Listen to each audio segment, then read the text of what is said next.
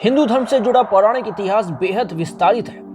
भारत समेत समस्त विश्व में कई ऐसे स्थान हैं जिनका हिंदू धर्म में बेहद ही गहरा रिश्ता रहा है।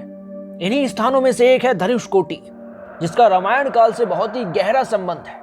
दरअसल लंका विजय करने के बाद भगवान राम ने उस राज्य का शासन रावण के छोटे भाई विभीषण को सौंप दिया था। लंका का शासक बनने के बाद विभीषण ने अपने प्रभु राम से ये निवेदन किया कि वे लंका तक आने वाले राम सेतु को तोड़ दें। विभीषण के निवेदन को स्वीकारते हुए श्री राम ने अपने धनुष के एक छोर से सेतु को तोड़ दिया। तभी से उस स्थान को धनुषकोटि कहा जाता है। ये जगह भारत के तमिलनाडु राज्य के पूर्वी तट पर स्थित रामेश्वरम द्वीप के दक्षिणी किनारे पर स्थित छोटा सा शहर है। ये जगह श्रीलंका और भारत को एक दूसरे के साथ जोड़ता है। धनुषकोटि पंबन के दक्षिण पूर्व और श्रीलंका में तल्ल्यामनार से करीब 18 मील पश्चिम में स्थित है। धनुषकोटि ही भारत और श्रीलंका के बीच एकमात्र स्थलीय सीमा है, जो पाक जल संधि में बालू के टीले पर सिर्फ 50 गज की लंबाई की वजह से विश्व के छोटे स्थानों में से एक है। हिंदू मान्यताओं में धनुषकोटि को बेहद ही पवित्र स्थान माना जाता है। ऐसा माना जाता है कि काशी की तीर्थ यात्रा तभी पूरी होगी जब महोदधि यानी कि बंगाल की खाड़ी और रत्नाकर यानी कि हिंदू महासागर के संगम पर स्थित धनुषकोटि में स्नान और रामेश्वरम में पूजा संपन्न की जाएगी। हमारा इतिहास रावण को एक नकारात्मक शक्ति के रूप में ही जानता है, लेकिन रावण के भीतर कुछ गुण भी थे। वो एक महान ज्योतिष शास्त्री और शिव भक्त था। कर्म से भले ही वो असुर था, लेकिन जन्म से वो एक ब्राह्मण था। धनुषकोटि के विषय में ये भी कहा जाता है कि रावण से युद्ध और विजय के बाद भगवान राम ने ब्रह्म हत्या के दोष से मुक्ति पाने के लिए इस जगह पर एक यज्ञ भी किया था। धनुषकोटि की पहचान बस यहीं तक सीमित नहीं है।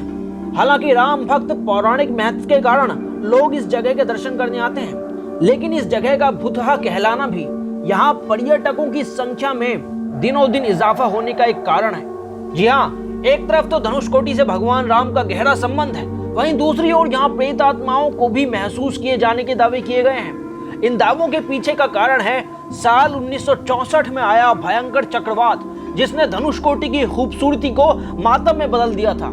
दरअसल 1964 के चक्रवात से पहले धनुषकोटि पर्यटकों को खूब लुभाता था, जिसका कारण यहाँ की खूबसूरती और पौराणिक महत्व था। इस जगह से सिलोन यानी कि श्रीलंका मात्र 18 किलोमीटर की दूरी पर ही है, इसलिए यहाँ से हर दिन धनुषकोटि और सिलोन के थलाईमन्नीर के बीच यात्री सेवा और माल वाहन चलते थे। यहाँ आने वाले तीर्थ यात्रियों का भी ध्यान रखा जाता था। उनके रहने के लिए होटल, धर्मशालाएं सब कुछ उपलब्ध था।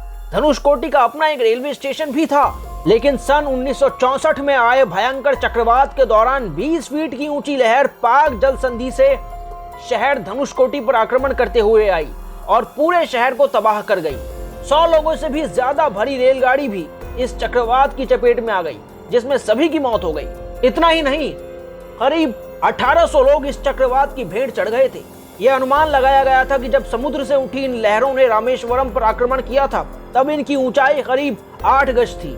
इस दुखद घटना के बाद धनुषकोटि की प्राकृतिक सुंदरता तहस नहस हो गई। इस आपदा के बाद यहाँ आने वाले लोगों ने कई अजीबोगरीब हलचलें महसूस की। उन्हें अपने आसपास किसी के होने का आभास होता था।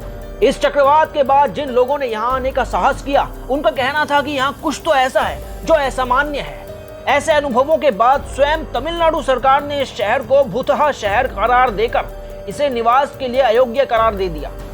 सरकार द्वारा यह भी चेतावनी जारी की गई कि कोई भी व्यक्ति दिन ढलने के बाद इस जगह पर ना रुके। अब यहाँ सिर्फ कुछ मछुआरे ही रहते हैं। धनुषकोटि के बस स्टैंड पर आपदा में मारे गए लोगों को समर्पित एक स्मारक बनाया गया है, जिस पर लिखा है, उच्च गति और उच्च ज्वासरीय हवाओं के लहरों के साथ एक तूफानी चक्रवात ने धनुषकोटि को 22 दिसंबर 1964 की आधी रात से 25 दिसंबर 1964 की शाम तक तहस नहस कर दिया, जिससे भारी नुकसान हुआ और धनुषकोटि का पूरा शहर बर्बाद हो गया।